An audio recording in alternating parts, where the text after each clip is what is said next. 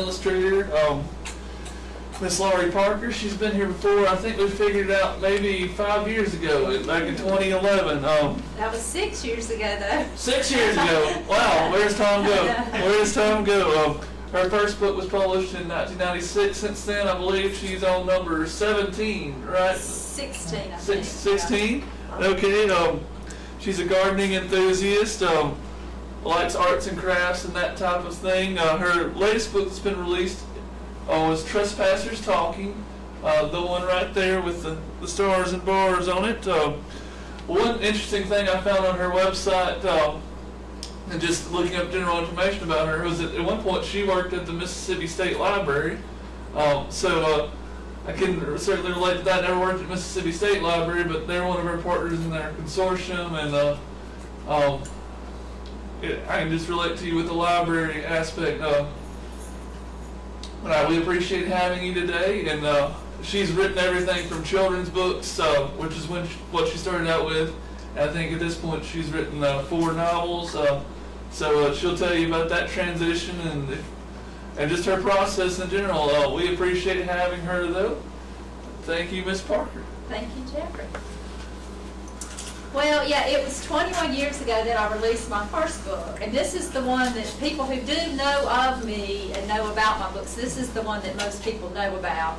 This is a children's book, but it's one that adults will enjoy too. I really consider it almost more of a regional book, but it is a rhyming story about a man who is searching for his dog Skippy all over the state of Mississippi. Skippy is lost.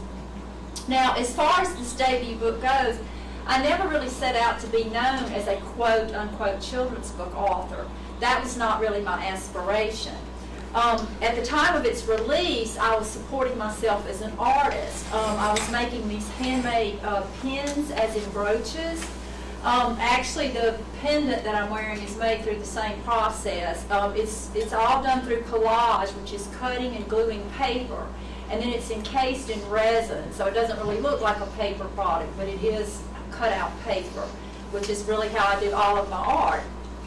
And so when I started out, I was doing just festivals and selling these in art galleries and shops and such. My first book came about because as much as I love to create the art, I also love to write. And I have been writing since I learned to read and write. Children's books were therefore just kind of an obvious place for me to get a start. Because if you think about it, there's really no other product that would involve using both art and writing other than maybe greeting cards. But I did like the idea of doing some kind of product that would allow me to show both of my skill sets. So that's kind of how I fell into the children's books. And here I've done 12 children's books, but I only have 2 of them here with me. But I do all of my illustrations are done through collage. That's all cut out. I don't paint. I can't paint a lick. I don't even like painting the walls. I can't paint. So everything I do is cutting and gluing. So scissors and glue are my tools on the art. And furthermore, as far as the children's books, I've always been good at writing in rhyme. So that steered me toward the children's genre as well. And all of my children's books are written in metered rhyme. And by metered, I mean when you read it, it's going to have a very smooth cadence. I'm a stickler for that. I can't stand it when they don't hit the beat like they're supposed to. So again, that's how I ended up in the children's genre.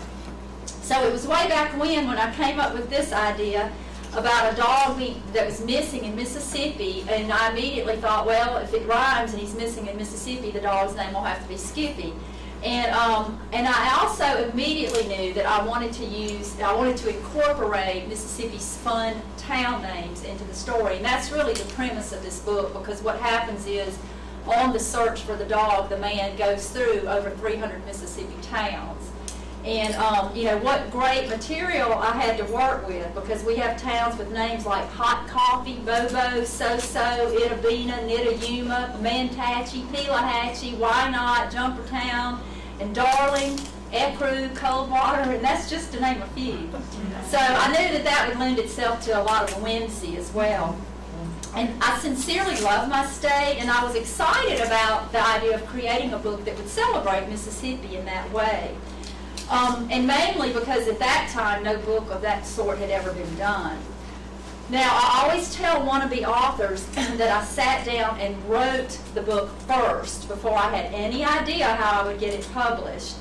I knew that a book of this nature would be really popular with school teachers, and I felt like folks young and old all over the state would get a kick out of seeing their hometown mentioned in a book. So after I did the work is when I had what I consider to be a true lucky break, in that a publisher liked my idea and decided to publish my book. Essentially, it was the only publisher with whom I had a shot. It's a publisher called Quail Ridge Press, and they're in Brandon, Mississippi. And I knew I pretty much needed a Mississippi publisher to publish a book of such a specific regional nature. So, and up until that point, Quail Ridge Press had released mostly cookbooks, and that's still primarily what they do, but they had done a few regional titles. So given that they were really my one and only shot, I felt very blessed when they, were agreeable to doing the book and signed a contract with me. So Everywhere in Mississippi came out, it's going to be 21 years ago this fall, and it's today still my best-selling title. Now, I would like to read just a few excerpts from it to give you an idea what the book is like. And these are a few of my favorite parts. As I said, a man is driving around in a truck looking for the dog, and here's a part where he takes a break. I took a break in Indianola, bought a moon pie and a cola, then asked a barbershop quartet if they had seen my missing pet. They answered with a little ditty. Yes, they hummed, he graced our city. We thought perhaps he was a stray who'd wandered up here from Gaucher, or maybe Madison or Morton. When we saw him, he was courting a sweet French poodle named Cherie beneath a grand magnolia tree. Perhaps they planned to just elope to somewhere nice, Potts Camp or Pope. That's one of my favorite parts. And then later on, the man, there's a little bit of a he encounters some problems on his search. Now, you'll notice I have all of my towns in boldface, and we actually have a town named Onward in the Delta. Onward. So this begins, onward then, resolved I drove. I vowed, I'll find that dog by Jove. But as I passed the sign for Summit, my truck's oil gauge took a plummet. I thought, that's odd. I just got oil about an hour ago in Boyle. I next heard knocking sounds in Crowder, near Grenada, they grew louder. And as if that weren't enough, my fan belt broke in Holly Bluff. I started leaking gasoline smack dab in downtown Aberdeen, and I was downright irked and galled in Sturgis when my engine stalled. The last straw was my horn. In Newton, it got stuck and kept on tooting. This made all the cows start mooing really loudly down in Lewin. So that gives you an idea of what the story's like. Now, I did 5 more rhyming books with Quail Ridge Press, including another one that celebrates Mississippi called Mississippi Alphabet. Then, in 2003, I began self-publishing. Now, that was a big turning point in my life when I left my publisher. It was a familiar feeling moment, one in which I kind of once again had to leap and have faith that the net would appear, so to speak. Now, self-publishing entails my being responsible for fronting the cost of producing the books. And it also means I have to distribute them myself to stores, I have to warehouse them, and I have to book all the venues, where I'm going to sign, all by myself. But I have now self-published more books than I did with the publisher. Now, self-publishing also means I make more profit from the sales of my books, but then, again, I have to spend a whole lot of money up front because I have to pay out of my pocket what it takes to get the books made at a factory, and we're talking thousands of dollars. So I'm now in a cycle where most of my profit, if I even make a profit from the last book, has to go into printing the next book if I want to keep doing books, which I do. So I'm just kind of in that juggling act of doing that. And another tough aspect of being self-published is because with 16 books under my belt, it's very costly for me to try to keep them all in print because quite a few of them have sold out multiple times.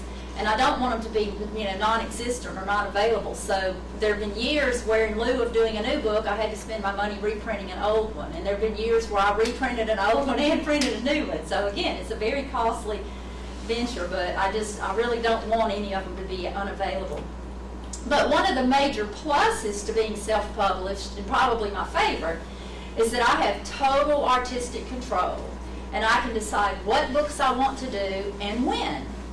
And it is through that artistic control and freedom that almost 4 years ago, well actually it was 5 years ago when I started thinking about this. I was about to turn 50 and I had 12 children's books under my belt, and I decided I was ready for a change. And I started thinking about writing something that was not in rhyme, and something that would be for adults to read, namely a novel. Now, I veered in that direction partly because so many of the children who were my loyal followers for my children's books for so many years, through their parents, of course, well, they all grew up. Time got away from me, and but I also just kind of wanted to try doing a novel to prove that I could do it, because it was something I had never really considered. But I've always enjoyed writing in general, not just the kind that rhymes. So I thought, well, let's see, what this is like. So it was really in 2013 when I began writing in earnest on my first novel, and I looked at it as yet another adventure. As I began drafting the novel in pencil first, and that is how I wrote all of these books. I do the long manuscript in pencil first. Now, at the time I was writing the first one, which is this one, The Matchstick Cross, because it was the first time, I thought it might be the only novel I would ever do. So I packed a lot of stuff into it. So this first one came out really long, and I tell people the length is comparable to Donna Tartt's The Goldfinch, if any of y'all are readers and know about that book. Yeah. She's a Mississippian. But I chose, you have so much freedom when you're the publisher, and I really could have edited a lot of it out and whittled it down, but I thought, no, I'm going to release it like I wrote it in its raw form. So I edited only for, typos and errors, not length. So it's a very layered story, and it delves into race and religion, and it has a lot of 70s nostalgia. And I have to say, Elvis Presley is mentioned in it quite a few times. He comes into play in the story. But I found that I so enjoyed doing it. I was just pleasantly surprised, because again, it was not something I had ever considered. I mean, I never even wrote short stories. And so I just felt very, very much in my element doing it. But there was a tinge of regret that I didn't start doing it a long time ago, because I feel like I started doing this at a point in time when people don't read as much as they used to. There's a lot of competition now with Facebook and all that kind of stuff. But because I do so enjoy it, I felt this urge to make up for lost time, so to speak, because I felt like I had really just now discovered my true calling. So in 2014, the very next year, I released my second novel, Yonder Breaks the Morning. Then the following fall, I released my third, Hush Swing Hush, and then just this past fall, I released Trespassers Talking. And I have friends who actually say, well, what you been doing lately? And I'm thinking, and really all four of them are the same in that I usually start writing them sometime between December and January. I finished one of them in May. Most of them it's June before I finish. So really the first 6 months of the year, and then I spend a month, I have to pack it in that month editing, and then try to go to print in August, because I try to always release them in the fall, because the fall is when I have a lot of my big events that I can sell at. Celebration Village, if any of y'all go to that in Tupelo, is one such example. So anyway, I'm setting all these deadlines and such myself, but anyway, I've packed a lot in the last 4 years to do 4 novels in 4 years. Now, people ask me if they're romance novels or if they're mysteries, and they are neither. They're just stories, and they're totally distinct stories. This is not a series. They're 4 totally unrelated stories. But the thing they all have in common is that they are all set in Mississippi, and they are the kind of books that they're going to make you laugh in some places, but there's always an underlying story that's serious, and there's going to be some, need to get the Kleenex out at points. And usually when people tell me I laughed and I cried, I feel good, because that's what I wanted to achieve with all of them. Now, Because I was known around the state for so long as a children's book writer, my inclination when I made the switch to this type was to say, oh, no, I'm doing adult books now. But then I was like, ooh, adult, that I don't like the connotation, because you kind of think of like adult bookstores. So I kind of just had fun saying my big people books. And it was real cute. I had a little boy ask me a couple of weeks ago, I was at a children's library at a school, and a boy said, are these parent books? And I thought that was so cute that he called them parent books, because like I said, I've been calling them big people books. Now, the most recent one, Trespassers Talking, is set in Natchez, Mississippi. And it is a story that I've woven around two totally unrelated topics, and that is early onset Alzheimer's and political correctness run amok, which is something that kind of is reflected in our current climate. You know, people have reached a point where they're offended by everything, and a lot of times others have to bend over backwards to kind of cater to the hurt feelings of certain groups. So this book touches a little bit on our state flag controversy, but a Confederate flag comes into play in a way that drives home the point that you should not judge a state, a group of people, or any one person based on stereotypes or surface things, such as a flag, but rather you should know the heart of a person and the facts of a matter before you jump to conclusions. Now, as I said, Trespassers Talking also delves into Alzheimer's. The main character is a young sports writer, and he's writing a piece on his, he has entered a contest, a writing contest, and has chosen to write a piece on his former high school football coach who, having played in the NFL at one time and suffered a lot of concussions, has developed early onset Alzheimer's. And that's something that's kind of came out about in the news a couple of years ago, that a lot of the pro football players, are dealing with that. So in the process of writing this piece on his former coach, he gets to know the former coach's wife, because that's really who he's talking to. And so he learns a lot about Alzheimer's when he goes up to the nursing home and sees his former coach and talks to her, but really what he learns about is love, because he sees how devoted she is to her husband. Now, Hush Swing Hush, my third novel, is set in Meridian, Mississippi. And the title of this one is one I like a lot, because I'm a big fan of all things Southern. And to me, I think of porch swings as a very Southern thing. And so early on, I had come to a point where I decided I wanted, a swing to somehow be involved in the story and in my title. I was going to either have, swing or swinging, but I quickly decided, no, not swinging with an ing, for the same reason I don't like to call the books adult books, because can't you just hear somebody saying, oh, that Laurie Parker used to write those sweet little children's books, but she's writing adult books now, and the latest one's about swinging. So I settled on Hush Swing Hush. Now, the main character in Hush Swing Hush is a school librarian, and she has an 11-year-old son who suffers from Asperger's syndrome. She is a divorced parent. And for those of you who don't know, Asperger's is a high-functioning form of autism.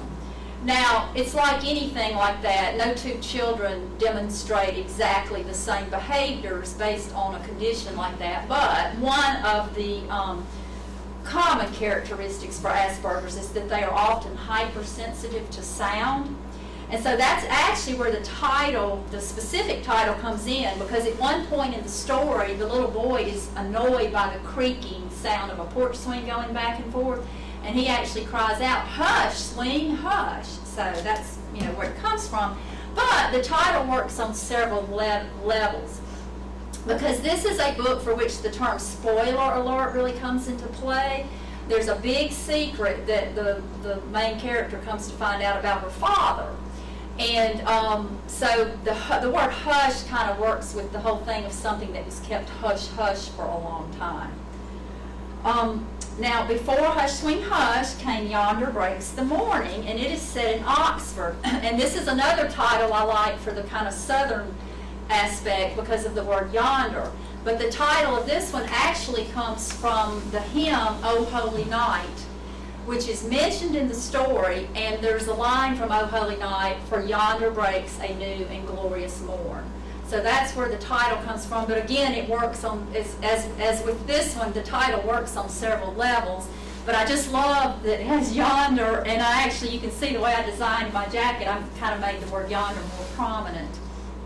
Now, I will say that one is set in Oxford. Yonder breaks the morning. Well, I'm from Starkville, so I took a lot of flack, for those of you who understand why, that I set a book in Oxford.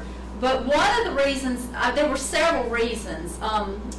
It needed to be in hill country, Mississippi hill country, because I needed that kind of landscape for something that happens in the story. It needed to be a university town because one of the characters is a college student. But I did not want it to be in Starkville. Starkville's not hill country. But the other thing is that I found when I wrote my first book that everybody, and I've heard this is true, that all writers of this type say that with novels, people think that it's about you, that it's an autobiography. I mean, this is totally fiction, but so many people, people who were really close to me thought that the character in this book was me, and that the stuff that happened to her happened to me. And I still shudder about some of the stuff people probably think, but you just have to, that just goes with the territory of being a writer. But nevertheless, because of that having happened, I thought, well, I'm going to put my second one in a place that's definitely not Starkville, so maybe people won't think that. So Oxford is kind of the opposite. In some people's minds, Oxford would be like the opposite of Starkville because of the football rivalry. I've had people, believe it or not, some of the real die-hard fanatics, well, I'm not going to buy that book. I couldn't believe there were people that would say that. But what I tell them and what I tell everyone is that the book is not about Oxford, and it's not about Ole Miss. It's about people. It really could have happened anywhere. And specifically, it's about three people, three strangers. There's Glover Longest, who is an 89-year-old World War II veteran. And he enjoys picking up pecans from under the tree in his yard on Highway 334, and he likes drinking coffee with the boys at the Beacon, which is the local Greasy Spoon. Then another character is Olivia Overby, who is a seemingly shallow 51-year-old housewife and mom who finds every last thing her husband does highly annoying. And she's one of those people who wants everything in her house and everything about her appearance to be just so. And then last but not least, there's Dunbar Kirby, who is an intellectually gifted and musically talented 20-year-old Ole Miss junior who aspires to go to law school but is currently mostly interested in partying with his fraternity. He's going through that stage. Now, what the jacket blurb says is the daily lives of these Mississippians are chronicled in a way that captures how there is always more to people than we realize.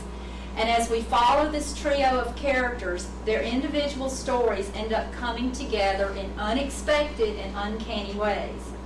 Yonder Breaks the Morning is a refreshingly original Southern story, a tribute to our precious and dwindling population of World War II veterans, a touching Christmas tale, and most of all, a poignant account that reminds us that beneath the seemingly mundane, there is something forever mysterious and miraculous, and people from different walks of life and different generations are sometimes more linked than they realize. Now, my favorite character in this story is Glover, the World War II veteran. But my favorite character to write was Olivia, because it was fun coming up with things that a person with OCD could be irritated by. And I also enjoyed writing the dialogue between her and her long-suffering husband. Now, Olivia uses scripture to justify being a perfectionist. She has Matthew 5:48 in calligraphy on her vanity, and that is be perfect. And so she uses that to justify the way she is about everything. But ultimately in the story, she has an epiphany that causes her to see that in its true spiritual light. Now, she provides a lot of comic relief to my story, but the star of the book is Glover. I have a soft spot for World War II veterans because my daddy fought in World War II. Now, he didn't fight in the Battle of the Bulge, which is what the character did. My father was in the South Pacific, and he's not really like Glover, and Glover's not based on my father, personality-wise or anything. Glover is fictional, but the one thing that he and my father and all the men pretty much who served in that war have in common is that they held it all in. They just didn't talk about what they saw and what they experienced. And that's really one of the main points of the story, because the way I develop the character and show the man is just him, because his wife has passed away recently, so he's living all alone. And it just shows how in his just daily routines at home and like maybe just going to Walmart, that constantly he sees things that remind him of things from the war. And he might get out to the parking lot at Walmart and he can't remember where he parked his car, and he might run into someone he worked with for 30 years where he was employed and can't remember their name, but he remembers every single name of his comrades from his squadron, and just, you know, very specific details about all of that. So again, I wanted to write a story that kind of highlighted that. Now, being self-published is very challenging, and it's not only because I have to shell out the big bucks to produce the books, but it's also the having to market them myself. One of the funny things I tell is that when this book came out 21 years ago, it was a little bit more of a big deal to be published, because back then we didn't have the internet, and there wasn't not many people were self-publishing. Self-publishing has become very common now. It's very easy now that people have home computers, and there's just companies that will do it for you. But back in the day when this one came out, you almost had to have a publisher to get published, and so it was kind of a big deal. And so people in my hometown, especially, always were impressed. But what they wanted to do, which I found funny, they always wanted to make comments to me about John Grisham. But he was in a totally different genre. And again, back then I never considered even writing this type of book. I was doing these little children's books. But I guess because we're both from Mississippi and we're both published, people would always make the same comment to me. And what it was, well, nobody knew who John Grisham was when he started out, so you just keep going. Well, people have been saying that to me now for 20 years. And the funny thing is, if you've ever read what he says about his journey with writing, or have heard him speak, with his first book, he had a real hard time. He was driving around with them in the trunk of his car, and as he tells it, he couldn't give them away.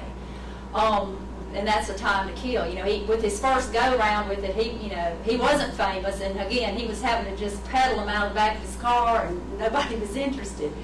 And the interesting thing is, with this, my first book actually sold more than he sold of A Time to Kill, because I think we sold either twice or almost 3 times as many as he even printed. But that being said, here I am 20 years later, and I'm still driving around with books in the trunk of my car, and I can't give them away. And I've even been some places before in another town, and people would say, "Did you lock your car?" And I'm like, "Are you kidding? It's got books in it. Nobody's going to steal a book." But I have to say that being grassroots and self-published as I am, I don't think I could live in a better state. I absolutely am in the best state to be. I felt that way when I was doing the art, honestly. But with the books, I see it even more. I tell people that I think even just the average Joe in Mississippi has such an appreciation and even almost a reverence for writers. And everywhere I go, people always say, "Oh, we want to support our writers." And I think it's, John Grisham has something to do with that, but even our greats like Faulkner and Welty, because Mississippi really, really does have a rich, rich literary tradition. So again, I'm so proud to live in the state, and that's one of the reasons I like to celebrate the state. And I will say this real quickly about all of my novels. One of the things about them, beside the fact that they're set in Mississippi, I think they represent my Mississippi. I'll put it like that, because I kind of get irritated sometimes that all of the books that become movies about Mississippi, they always show the old days and the bad stuff. And it's not that didn't happen, but it was a long time ago, and there's a different side of Mississippi that never gets portrayed. And really, this one especially, that's almost part of what prompted me to write this. Because I grew up in the 70s, and I went to integrated schools. And I never had a maid. My parents didn't have maids. This is kind of talking about the health, and I love that. That was a great book. But it's just, there's just a different side of Mississippi that never gets shown. And this one's a lot like that too, because with the Confederate flag issue I have here, it kind of shows how, there are people who have hearts of gold who sometimes get judged for things they should not get judged. I'll just put it like that. But so anyway. I'm a collector of quotes, and one of my favorite comes from Matthew Fox, who was a theologian, and he says, "All work is meant to be heart work. It comes out of the heart and goes to the heart." And I thank you all from the bottom of my mind for showing up today. And if anybody has any questions, I'll be glad to answer. I just have a comment. Okay. I don't know if you're aware of this, but each year, I think it's 4th grade here, at least at Lee-Itawamba, I'm not sure about the other county schools, but they do projects on famous Mississippians. Well, 4th grade is when they study Mississippi history and geography, so I knew this book was going to be real big. Yeah, so I know that as far as famous Mississippians, you have been one of the ones that they have done. I am aware of that because I've had students contact me. Right. I mean, I've had kids do projects on me, and it makes me laugh because I'm like, I think what it is because there's 30 students in a class. And they can only, they can't do the same one or something. But yeah, I've been picked that far, and I'm always flattered and honored. Oh yeah, I think they dress up like the person. Oh, they do. I've had them interview me to ask me. There's been some little Laurie Parkers out there. Actually, on my Facebook page last year, I posted 2 years ago this cute, oh my gosh, she was precious, from Petal, Mississippi, right outside of Hattiesburg. Her mom contacted me and, said she was doing her project on me and everything. Well, she came to a book signing I was doing down that way to meet me, and she was so cute, but she had written a poem about me, and it cracks me up when she wrote. She used the information from my website, but one of my favorite lines was, it said something about, Wordsworth is the name of my cat, and I never have to worry about getting fat.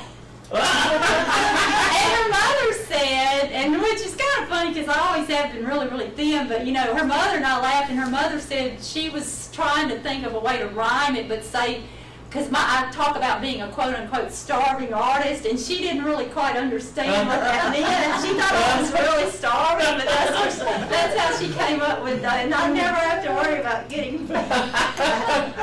And there was something in there about I've never been married. The whole thing was just hysterical. I asked her mother, could I put it on my Facebook page, because it was so cute. So anyway. Anybody else have any questions? And you may have seen, I don't know if any of you do Facebook, and I put those little cards out. If you do Facebook and can like me on Facebook, that does help me, because one of the things I do is, I do a lot of Friends of the Library, but I've also been doing a lot of book clubs with these books. And the way I just contact them on the internet and stuff, and if they come to my Facebook page and I have more followers, it's going to make them, a little bit more likely to want to read my book. So I'm just trying to increase my following on Facebook, because other than that, I don't care about Facebook, and I never did Facebook. I don't have a personal Facebook page, but when I started doing these as a way to promote them, it's kind of like, if you can't beat them, join them, because that seems to be what everybody does with their time now. But it has been, I have to admit, it has been really good for marketing and such. So as far as if one were to want to buy your books, that's not here, like for example, we're live streaming it now. Well, it is kind of an out of the trunk of my car kind of deal, unfortunately. The bookstore in Starkville carries them, Square Books in Oxford, but other than that, with these, they're pretty much out of the trunk of my car, and that I can be contacted on Facebook or online. Now the children's books are much more widely available, because again, I've done 12, and these are just 2 that I have.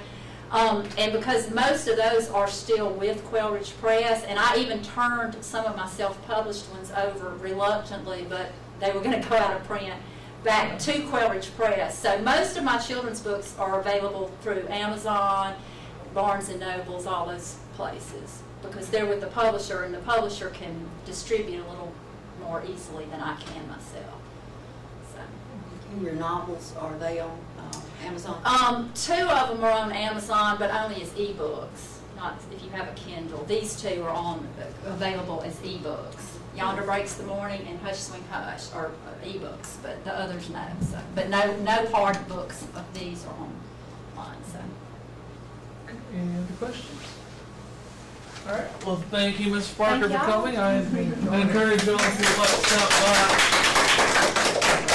by. She does have books for sale. We appreciate you and the large array of work you've amassed at this point. We appreciate you for coming to speak to us, and Love to have you again, maybe in another 5 years, 6 years. Yeah, maybe I'll have some more under my belt. You might be Grisham by then. Well, and let me say, if that ever happens, I'm going to be just like him, and his thing has been that he goes to the places who would have him when he was a nobody, and that's exactly what I will do. And the people who blew me off, I'm going to blow them off. But the people, the kind people who listened to me when I was a nobody, I'll go back. So Excellent. if Excellent. that Lily, ever give happens. you one comment or question. Okay, yes, ma'am. Can you tell me a little more about the alphabet book? I've got a little, The garden alphabet. Okay. I've got a 10-year-old in mind to buy the book, The 10 years, dog 10 book years for. of age. Oh, okay. Well, this For one. sure, yeah. All of my most of my children's books are similar in that it's not,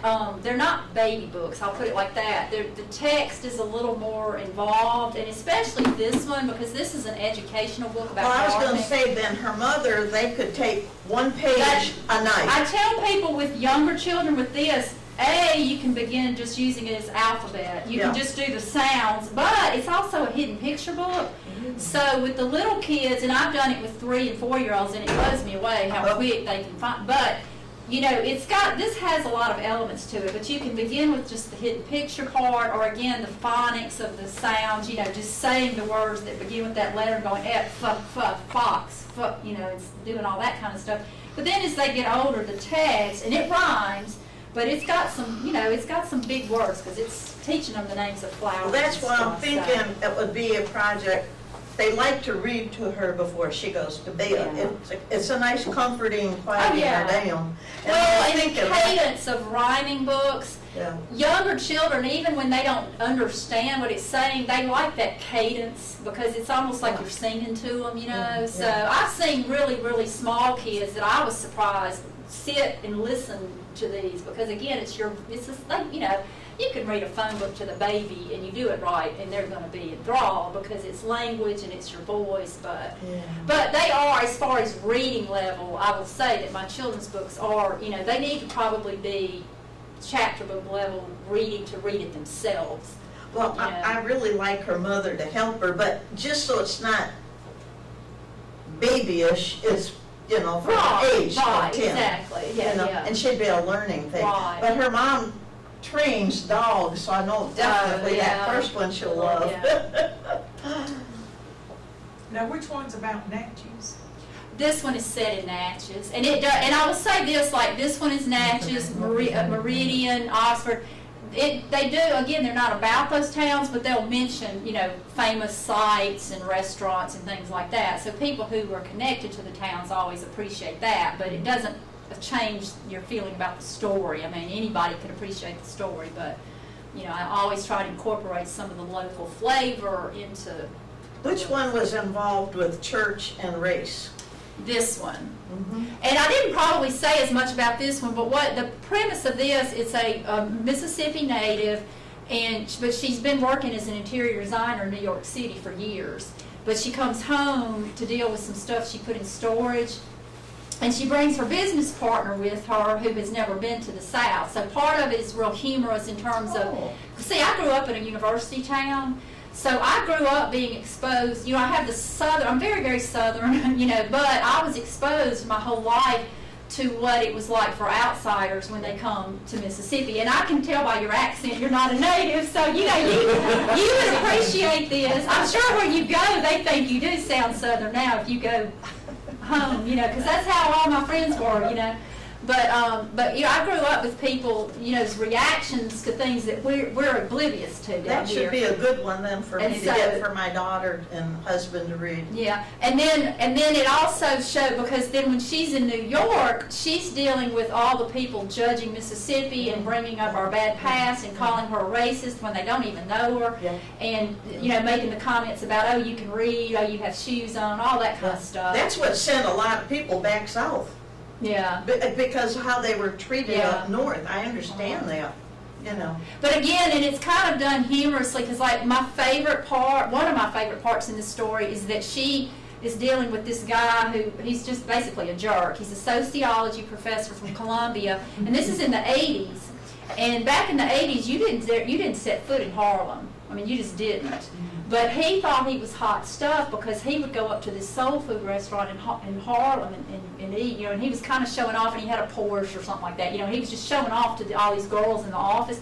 So he took him up there, and he's like acting like he's this expert on soul food. He's mispronouncing everything. Well, the girl from Mississippi, she's very non-assertive and kind of quiet, and she's just sitting there listening to him. Well, when the waitress comes out, the Mississippi girl and this waitress just immediately have a rapport because she's like me. She grew up around black people, and this man looked at him as like something he studied. You know, he didn't really, you know, and it's just how we are in Mississippi. I mean, yeah, we have more of the negative, but we also have more of the positive because we're actually interacting down here, and that's what a lot of outsiders don't realize about the South is there's more interaction in here down here. So, but anyway, the funny part is he's trying to tell everybody, he's educating everybody at the table on what all the foods are, and he's calling collards collards because he's from Canada, and so the Mississippi girl is just sitting, she's just biting her tongue. So when she places her order, she says to the black waitress, you know, and I want some collards, and of course, you know, and she wants, and the man jumps all over her because of her accent, he thinks she's saying collards, and he thinks she's referring to all the people in the restaurant as collards, and so it's just this like funny, like, you know, it's just cultural stuff like that, but anyway. Any other questions? Well, thank you again, Ms. Parker. At the end of May, we will have our final lunch with books until the fall. We will have Jacqueline Allen coming from Tupelo. She's going to have a book with her. It's about the travels of a man from Tupelo who rode his motorcycle all the way up to the Arctic Circle and down to South America and back again. So that could be kind of interesting. His motorcycle had an interesting name, and that name is the name of the book. So if you see that name, it's what the motorcycle is called. It's Zuki Moon. Zuki Moon was his motorcycle. I was going to ask you, are you putting this on Facebook? It is on live stream. I can put a link up there on Facebook, and you can view it there or show it. But I mean to reach out to more people. Yeah, it's on live stream, which you can link to Facebook. It's something that you can put directly there. Facebook Live is something different, but it's similar. So we can, by the way, put that on Facebook. Yes. And I will shudder because I'm having a bad hair day. He told me, thank goodness he warned me ahead of time. He said, you're going to be filmed. I was like, oh no. But when he told me that one of the primary purposes is for some of the elderly people. We'll be showing this at Charleston Place next week. You don't never know it. Well, I also shudder when I hear because I know I've got a strong, because my southern accent is such that people from Mississippi sometimes make fun of me. So on film and stuff, it's much worse. I look and think, do I really sound like that? I know that I do apparently because I hear it all the time. All right, well, thank you so much, and we appreciate y'all coming out. I appreciate you, Miss Parker, and thank you. Thanks.